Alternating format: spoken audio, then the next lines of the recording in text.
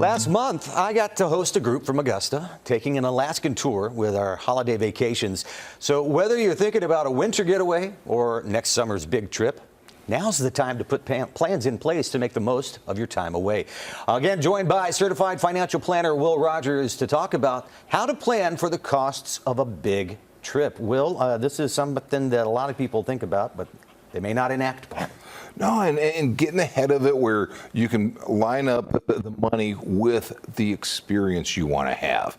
And if it's seeing glaciers in Alaska or sandy beaches down south, whatever that is, a little bit of money can give you a lot more flexibility to enjoy what you want to do. All right, a little bit of both for me there for you. What are the topics here that we need to discuss concerning saving for a big trip? So we're going to start by really defining the trip you want to have. What do you value in that vacation?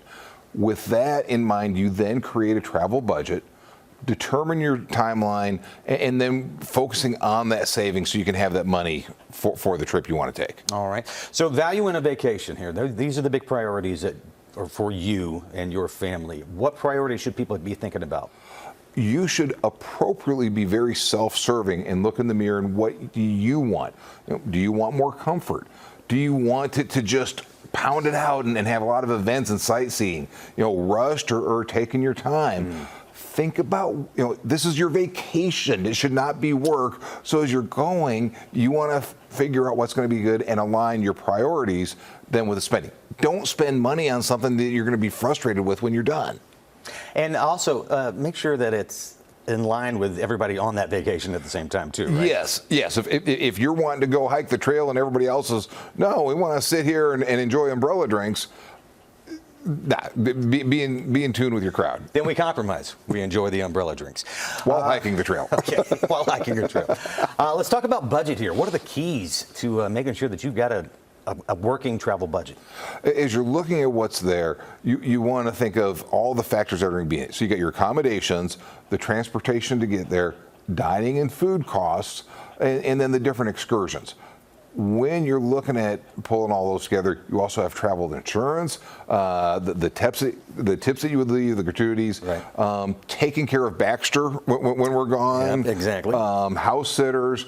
And shopping expenses. A lot of people travel and on vacations like, oh, I like this as a souvenir. I like that as an outfit for me, and all of those add up. And you might think, oh, I'm going to spend $1,000. Make it more. If it's $10,000, make it more. The travel, there's always things that build, and if you have more money on the front end, it just gives you that breathing room. Okay, good to keep in mind here. Let's talk timeline. People may be doing a 5-day, 6-night, or 6-night, 5-day trip or something. You've got to focus on that structure, correct? You do, and as you're looking ahead, now's the time to maybe plan that winter getaway, maybe next year summer travels. And if you're going overseas, are you going to need a visa? Are you going to need a passport? The further you can look ahead, you can get seasonal cost differences. Your trip to Alaska, that's one that I suggest people do right at the end of May. So it's just before peak season, right. Like you left just before peak, but all the experiences were great. It was warm, you're not having the blizzards. So having that, but you should also build in some strategic rest time where you're not doing anything. You're not hiking, you're not going on the excursions, Look in the mirror, know your body, right. And when are you going to need a break from this? And look at what different options that change based on the season.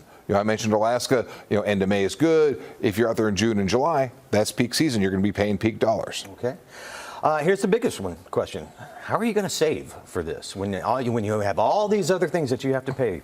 How do you save for a trip? Well, and I'm sorry, but this is as simple as being disciplined and setting aside a little bit of money every paycheck. So as it builds up, you've got that systematic savings plan. So if it's a once-in-a-lifetime trip, okay, you're doing this once in a lifetime.